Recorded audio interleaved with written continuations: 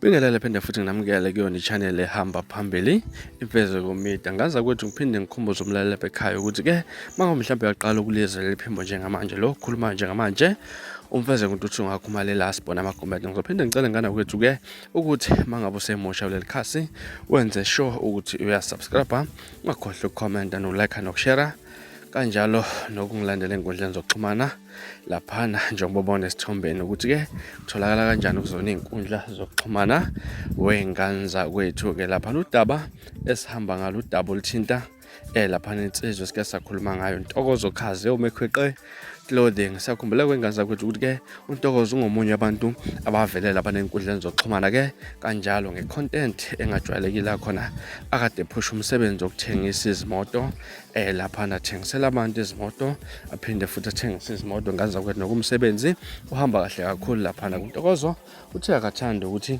agxilwe entweni eyodwa bese ephinde khande enye brand laphana okuyi-brand laphana okuqhaqaza khona izipahla ezingajwayelekile laphana-ke hlobo libiza ngendlela esimangakela la kade-ke anxenxa abantu ukuthi-ke abathenga izipahla kodwa abantu abaningi engathi babalekiswa amanani ezipahla nakuba abanye impela bezithanda lezi zipahla. Kuhlukene imibono wengane zakwethu-ke ngezipahla ezenziwa uNtokozo. Abanye bancoma ubuhle bey'mpahla abanye ezinye baye bazigxeka impela bathi asikho isidingo sazo. Ngane zakwethu kunevidiyo ethanda ey'nkundleni zokuxhumana la uNtokozo khona ekade afake ividiyo laphana nje athengisa izipahla zakhe ukuthi ikepisi lakhe lingu-3,000 bese kuthi izibuko ama-giggles angu-3,000 nakhona bese kuthi 2 piece laphana ingu-15,000-ke nokwenza ukuthi-ke kube u-21,000 itotal yalezi zipahla. Abantu basebekhala ngokubiza kwalezi zipahla bathi-ke